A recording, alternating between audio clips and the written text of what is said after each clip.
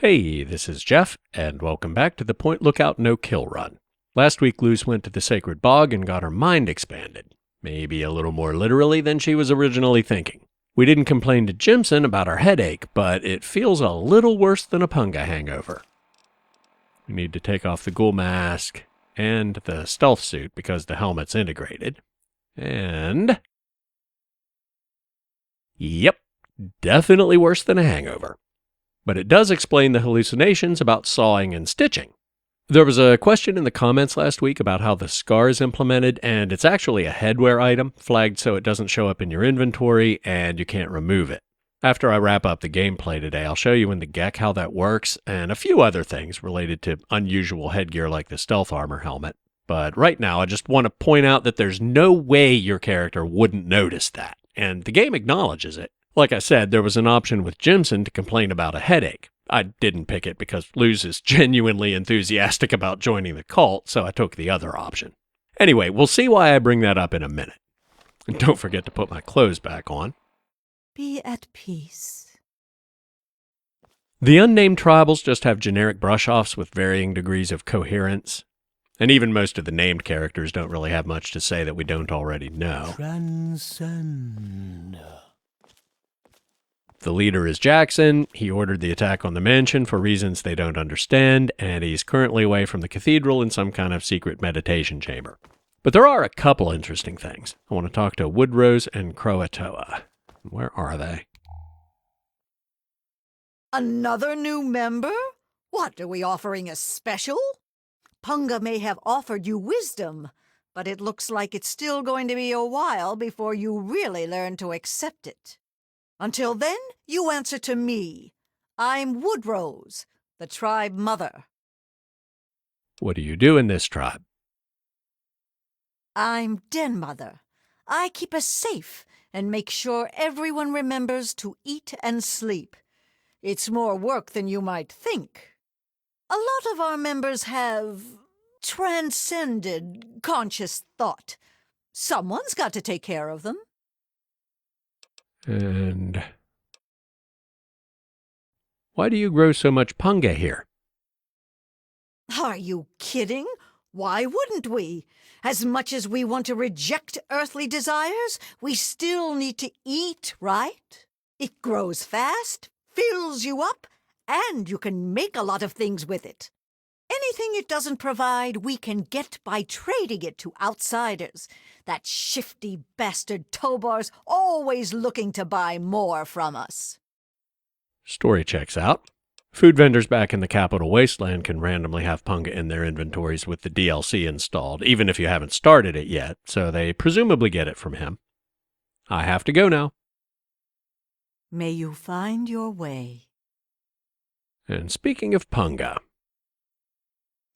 You are new, and you are welcome. I am Croatoa.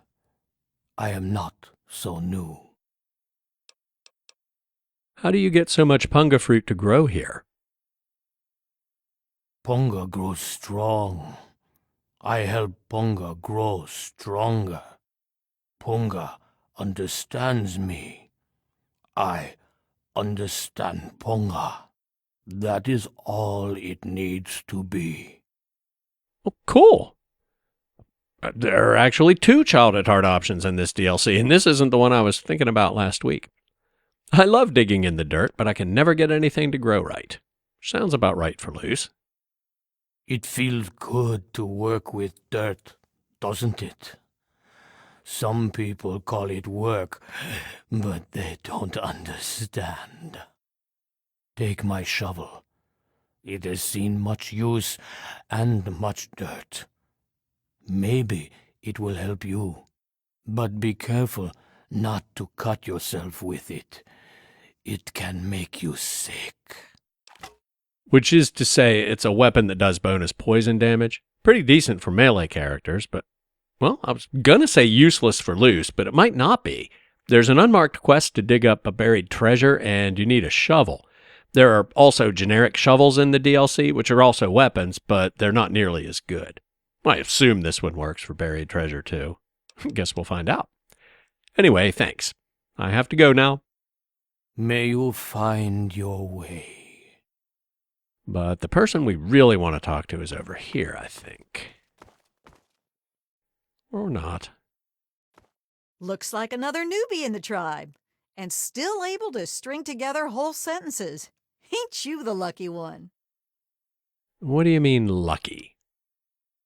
You still remember your name? Math? How's your memory? When I came back, there were bits in my memory where all I could recall was a white light and a jumble of voices. Crazy, huh? But you're not drooling, so you're doing okay. The rest weren't so lucky when they got their heads cut open. This is why I showed you the scar in the intro. All the options in her opening dialogue eventually lead to some version of, wow, I can't believe you didn't notice that scar. I'm not nitpicking, I just think it's interesting that the game kind of assumes the player won't notice before they talk to her, which I guess makes sense. A lot of people probably never leave first-person camera mode, and if you do, just about any hat or helmet in the game will hide it. But if you don't have any headwear equipped and you use third-person camera to peek around a corner or something, you're gonna know before she tells you. Anyway, let's not be rude. Heads cut open? What are you talking about? You sure you're feeling okay in there? You might want to check your head for a scar. We all get 'em after going to that bog. You know, the last part of the ritual. After you pass out, they get a guy to bring you back, cut open your skull, and free your mind. As in, he rips out a bit of your brain. It's supposed to be the part that holds you back, but that doesn't always work out so good. Anyway, you look like a lively one, so welcome to the tribe. My name's Nadine. Nadine, your mother asked me to find you. Look, it's not that I don't want to go home or anything. I mean, I love my ma, even if she does make me want to claw my eyes out sometimes. It's just, I came out here to find a fortune, to make my mark, to be able to bring something with me when I do come back. If you see my mom again, let her know I'll be coming back eventually, just not quite yet. Fair enough. Nobody here wants to help me find Jackson, but you're an outsider. Any idea where he is? Off at his magical thinking cave, I guess. We're not allowed to know where it is. He says we're not enlightened enough to understand. I swear that sort of stuff pisses me off so much. I thought joining would be all drugs and magic, but it's just the same crap as everywhere else. Guess that's why I trailed Jackson to his stupid mystery cave. And? I need to know where he is. Sure, fine. Why not? I'm planning on ditching this place anyway. If you're about to cause trouble with Jackson, all the more reason. His cave's under the cathedral, but it's hard to find. Use this key to get in through a wrecked ship down at the sea cliffs to the east. When you find that old idiot, tell him thanks for all the punk I could steal. Okay, I guess I am nitpicking. Because you get the option to have her remove the scar before you even leave this dialogue, so a lot of people probably never even see it, and they obviously put effort into making it, because it's a major plot point. I'm just saying, if it was me, I would have had you wake up naked outside the bog, which would not only increase the chances the player would see the scar, but it would make more sense plot-wise. I mean, you just had non-consensual brain surgery, and whoever did it took the time to put your clothes and hat back on. Anyway. Can you get rid of my scar? You're a lucky one, and it probably didn't do any permanent damage. Scar'll heal up on its own and you'll be good as new. Of course, you'll still be missing a chunk of brain, but it looks like you didn't need that bit anyway. Now hold still, and I'll see if I can help you look like your old self again. Thanks. So, nobody else around here seems capable of surgery, but if you can heal the scar, you could have done the operation without giving me one in the first place. So, who did? Yeah, it's all a little fuzzy for me, but I've got a hunch. I'm gonna go do some snooping, see what I can figure out. Meet me by the riverboat in a day or so, and maybe I'll have something for you. Sounds good. I have to go now. Yeah, enough gabbing. Let's move. Now, the quest objective is to return to Desmond, but that's a little bit of trolling by the game designers. If you do, he just yells at you for not taking the initiative to find Jackson, which is what he asked you to do. So we're going to ignore that objective and see if we can find the cave Nadine mentioned on our own, after we do a little bit of looting. Nadine said the back door to the cave is east of the cathedral, and there is a compass marker in that direction. So let's check it out. Jackson has a much easier time getting to the cave than we're about to. He can just climb down this well. But it's not pickable, and we don't have the right key. The one Nadine gave us is for the back entrance down by the shore. There's a path down the cliff, which is safer than climbing down the rocks if I can find it. There are mirelurks all over the shore, but they won't be able to spot us. Is this it? Maybe. Nah. I think we're just about directly above the wrecked ship she mentioned, actually. So the path is farther south.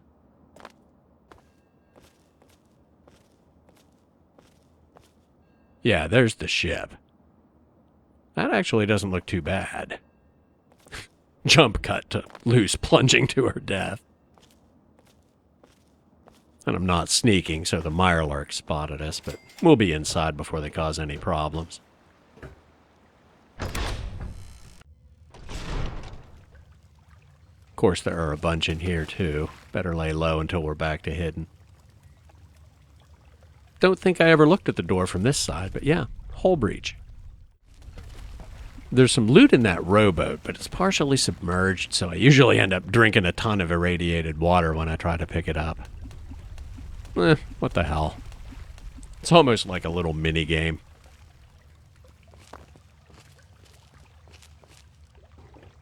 Pre-war money and shotgun shells. Decent value for 0 weight. Hard to pass up. Got it. I think that's enough. Time to find Jackson. The back of my mind is telling me that down there's an underwater cave with more loot, but I might be thinking of a completely different mirelurk cave. And swimming turns off the stealth field, so I'm not taking the chance. Here's Jackson's meditation chamber. And that's presumably him up on the ledge.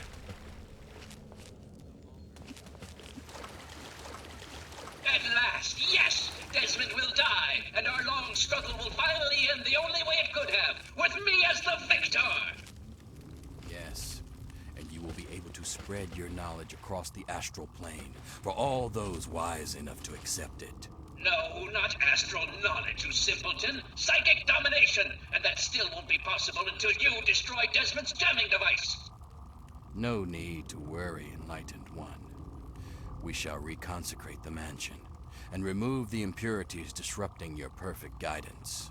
Yes, fine, go destroy the house and its impurities. Just stop that jammer and I'll be free of you morons once and for all. Yes, we shall be free of all limitations. Thank you, Master. We shall be the instrument of your mighty will.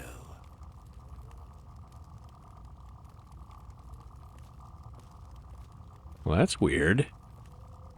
He usually force greets you after that conversation. And like we saw in the first episode with Catherine, being hidden doesn't protect you from being force greeted. Well, now I'm curious. I said he climbs down the well, but I'm not sure I actually ever paid attention to which way he goes when he leaves. Never really mattered because all the mirelurks were dead, but if he goes that way today, he's going to have a problem. It looks like he's going to use the ladder. But we do want to talk to him before he leaves. Be at peace. Hello? You are a fellow seeker of the higher planes, perhaps? What brings you here? I was drawn to your eternal wisdom. What splendid news! At last, the Holy Land is empty of his disruptive aura, and the astral plane is open to us all. Oh, but the Transcendent Master will want to hear of this, and as the returning champion, it is your right and honor to tell him yourself. After all, It is he who makes all true decisions about the spiritual growth of our tribe, including the decision to cleanse the mansion. Little mismatch between the voice acting and the subtitles there. I'll check that out when I get into the GEC too. Anyway, you mean you're not really the one in charge of the tribe? Would that I was so wise. No, true leadership of the tribe belongs to the higher mind of the Enlightened One. Although his mind has moved beyond the need for flesh, his consciousness still returns here to guide our people. I merely interpret his wishes. He manifests here, high on a ledge in the great sea cave's well. Perhaps, if you are fortunate, he will choose to share his wisdom with you. Well, that certainly explains a few things. But why don't you tell me about your tribe? We are a family of dreamers, a band of astral explorers, and a church of the mind. In time, we will be free of the horrors of the base physical world. We will play amongst the pure thoughts of the universe. Well, something like that is exactly what I was hoping for, but then why did you attack the mansion? We take no pleasure in violence. Our goal was merely to remove the ghoul. His presence is an offense to the Transcendent Master's astral dominion. I cannot claim to understand the exact reasons that the mansion's resident caused such disruption, however. To understand fully, ask the Master. Okay, I'll go see the Transcendent Master now. Yes, commune with him, while I see to my tribe. There is much to be done. Now, about this Transcendent Master. Well, that's cool. Not only does he use the ladder exit, he actually has a unique animation to climb it. Like I said, I never watched him leave before. Wild. Anyway, Luz has a bad feeling about the Transcendent Master. So, let's go have a chat with him.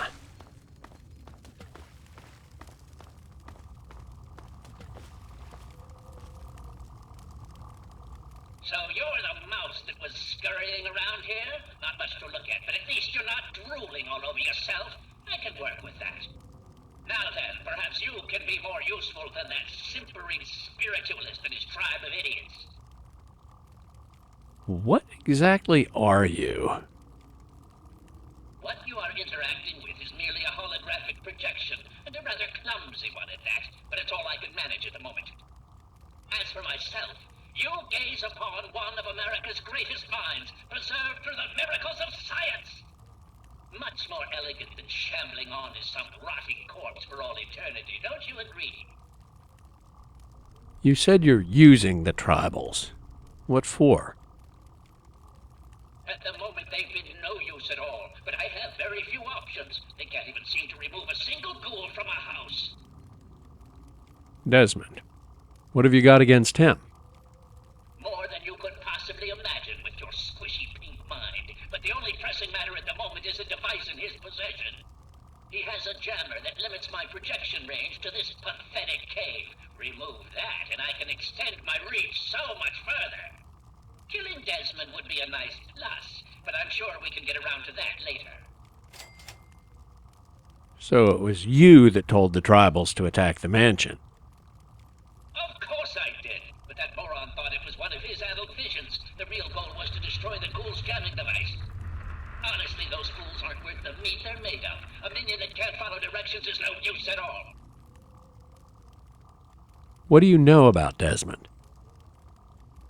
Desmond. That bag of bones and bile will pay dearly for his trespasses. Were it not for his interference, I would still have a body. Still, its absence has only honed my brilliance, so perhaps I owe him my thanks. An appreciation I'll show in the form of a quick and messy death. Right. I have to go now. Yes, away with you. Well, that's not good. I think it's well established at this point that Luz is not above a bit of grave robbing. You never know what you're going to find in these coffins. Well, there you go. His will said he wanted to be buried with his favorite fission battery. Now, I think Desmond is going to be pretty interested in what we discovered about the attack on the mansion, so let's get back there and tell him. I knew it. I knew that little bastard was behind all this. After all these years, he's stuck his head out, and this is my chance to cut it off. Figuratively speaking, of course. So who is this brain thing, anyway? Him. I should have known. My old rival, so close to his family home. Only he would be so stupid. He was once a man, Professor Calvert. The Calverts owned half of Maryland, back when there was a Maryland to own. Members of the Calvert family were influential all over the world. They practically owned a deed to the U.S. government. In their best days, there were no less than 3 Calvert family senators, 7 members of the House, and 2 governors. They even had a top candidate for president, until that scandal with the dog forced them to drop out of the race. I was particularly proud of that one. You know this guy? What's going on here? Calvert is my old rival. Centuries we've played this game. I knew he'd be stupid enough to hide so close to his family home. It's not a matter of hate. It's a matter of destiny. He is my enemy, and I do not suffer any bastard who opposes me to live. I knew he was here, and it is my intent to find him and call down a righteous fucking hammer on his head. Figurative, I mean. His head. Let me guess. Now you want me to do something else, right? Of course I fucking want you to do something else. You don't expect me to trot around this mud hole myself, do you? Well, frankly, yes. Unless there's something good at the end of it for me. Nothing but the best for people who stay in my good graces. Now, you ready to stop whining and listen? What do you want me to do? So, those half-wits are getting messages from the professor, right? So he's off somewhere, broadcasting to him. But without those buggers to do things for him, he can't do much for himself. So, we cut off his ability to talk to him, and he'll need to try harder. Maybe then I can find the squishy little worm and finish him off for good. So how do we shut him down? If I know the professor, he's using a high-frequency cognitive sign broadcast. I have the perfect device to jam up that little worm's talk box. All you need to do is take it to the highest point around and install it. Easy, right? That big wheel down by the docks, right? Right. Attach it to the bottom car, then turn it on and spin the jammer to the top. No fucking problem. I'll watch from here and turn it on. Then we'll see where our little professor is. Now, go. Now, Luz is a bit conflicted at this point.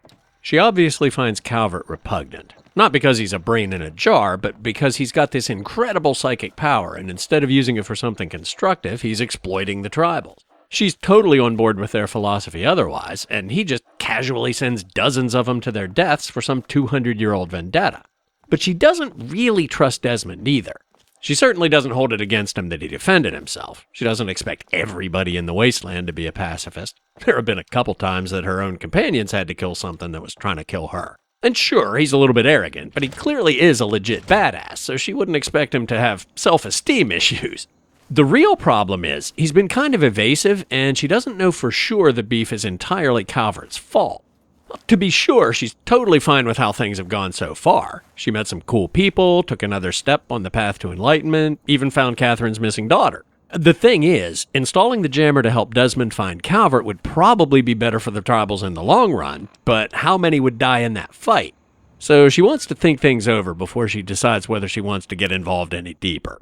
In the meantime, we now have enough punga for Marguerite to make a batch of moonshine, which will almost certainly help her think more clearly. Well, if it ain't my favorite out-of-towner. Let's talk about the tonic. We need to gather up the ingredients. This enough punga fruit for you? I see you sprung for the refined fruit. Good for you, sweetie. I've got the yeast with me. I see. Thank you kindly for these. I've got the batteries. I thought so. Those things do carry a smell, don't they? Let me take them off your hands then. Okay. What's the next step? Brewing low and slow, sweetie. Process takes about a day. Why don't you come back in a piece? All right, will do.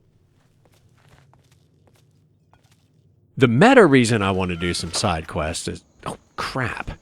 I went out the wrong door and I wasn't sneaking. I don't know how they didn't see me, but I'm not going to look that gift horse in the mouth. And we're not going to be able to fast travel. Just walk back to the motel. Anyway, what I was saying, after the next main quest objective, things escalate pretty quickly to a part where there's no way to get past without killing. I know how I'm going to make the no-kill alternative solution work, but it's not finished yet, so doing some side quests will buy me a little more time. Speaking of modding, this is a good place to call it a day, so I'm going to save when I get back to the motel and then look at a few things in the GEC. Headwear oddities, specifically the scar and the stealth suit helmet, that weirdness with Jackson's dialogue, and the inverted world space during the hallucination. And there's the bridge. I missed the road because I was blabbing. I said last week that I've never been able to figure out how the upside down section works, and some of the comments said, well, just go look in the GEC. So I did. Thank you for the kick in the pants. And there are a lot of swamp folk on the bridge today. 4. I think it's going to be safer to go through the water. Yeah. It looks kind of deep. Yep. That's what always worries me about the water. When you go into swim mode, the stealth field turns off, just like if you stood up, but it looks like we got away with it. There's the Ferris wheel, where Desmond wants us to install the jammer. I don't think I stopped to look at it when we first got here. Anyway, if you bail out when I start talking about technical stuff, don't forget to like the video, subscribe, turn on notifications if you haven't already, and leave a comment if you have questions or suggestions or I missed something interesting. First thing, quick and easy, why Jackson didn't force greet us. Turns out his force greet package has a condition that the player isn't detected, so he rolled over to his use ladder package, which is unusual but nice attention to detail because Calvert actually has slightly different dialogue if you didn't talk to Jackson first. On a related note, the discrepancy between what he said and the subtitles isn't a technical problem with dialogue conditions or anything. The voice line as recorded just doesn't match the response text. The difference implies that at some point during development, Desmond was going to be killable very early in the quest, which would have required Jackson to have 2 different responses, depending on whether Desmond was dead or alive. But at some point, they made Desmond essential through the first 2 acts, and they kept the correct response text, but the wrong voice file. I'll take a look on the Nexus to see if the unofficial Fallout patch or another mod already fixed it, and if not, I'll see what I can do. The thing is, fixing the response text to make the subtitles match the spoken line would be trivial, but it would still be a non sequitur with Desmond still alive. And fixing the spoken line to match the response text may or may not be possible depending on whether there's enough similar dialogue to fabricate a replacement voice file that doesn't sound like an obvious cut and paste job. Next, the upside down section during the hallucination. Turns out the sky and ground aren't actually inverted. It's some extremely convincing smoke and mirrors that actually work the way I said I'd do it in an interior cell. 2 sets of room objects flagged with opposite enable statuses, 1 set rotated 180 degrees. The switch happens when you activate the Mother Punga plant, which is miles away, so you don't see the switch happen. The upside down set includes a skybox, like you sometimes see above interior cells with broken ceilings, but it's upside down under you. The floor is made up of the partially transparent forest canopy ceiling tiles, which the sky shows through, and the ground above you isn't really ground. It's a copy of the campsite floor tiles, all of that flipped upside down like the skybox. The reason it stumped me for so long is that the real ground is still there, just farther down than I would have expected. What I mean by real ground, I explained this at length in the Outside the New Vegas World Map series, but exterior world spaces have a landscape floor that isn't a conventional placeable object like the floors of interiors. It's an intrinsic part of the world space, and you sculpt it to make hills and valleys and whatever. You can place landscape objects on top of it, like cliffs and buildings and whatnot. But whenever you're outside, you're almost always walking on the literal floor of the world unless you're climbing on something. There are exceptions, like if you're on a destroyed highway, it's probably a long stretch of road objects, but even then they'll be placed just slightly higher than the underlying landscape. So I always just assumed the floor of the campsite was actual landscape, when the whole campsite is actually a huge set of landscape-like room objects placed significantly above the actual landscape. Or rather, two sets that get swapped for the hallucination sequence. It'll probably make more sense if I show you in-game than in the GEC. Here's the bog before you pick the seeds, and right now we're walking on actual landscape. If I turn clipping off and go down through it, there's nothing else down there. And of course, everything else in the campsite is an object: campfire, traps, trees, etc. If we go up through the trees, that's real sky up there. Now, after you pick the seeds, it's the same deep trough cut out of the landscape, but all the objects that made up the original campsite are disabled, and the upside-down set is enabled. We're walking on a floor made of tree canopy objects, and if we dive down with clipping off, we can see the upside-down skybox below that. And below the skybox, the actual landscape.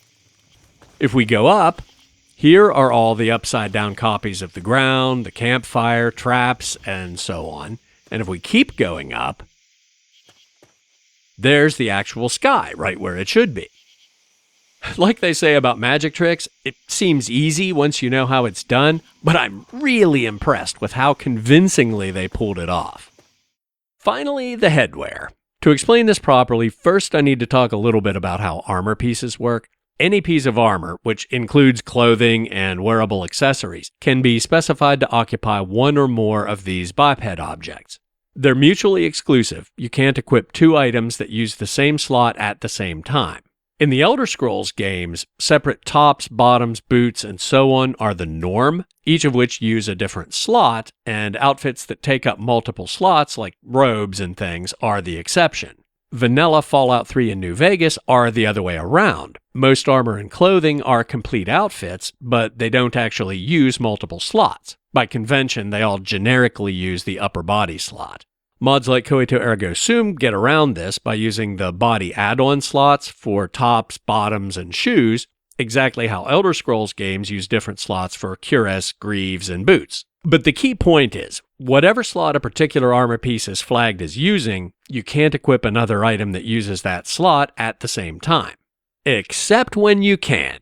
And this is where it starts to get tricky. Every armor object also allows you to specify a biped model list, which is a form list of additional pieces that are part of the set. Those pieces can't use the same biped object as the armor object itself, but any of the other slots are fair game. The most frequent use of this is to add gloves to outfits, but that's also how the helmet is added to the Chinese stealth armor. The armor object uses upper body, the gloves use left hand and right hand, and the helmet uses head, hair, and headband. They do it that way because humanoid body, hands, head, and hair are actually all separate 3D models behind the scenes, so making separate models for gloves and helmets is a lot easier than incorporating them directly into the 3D model for an outfit.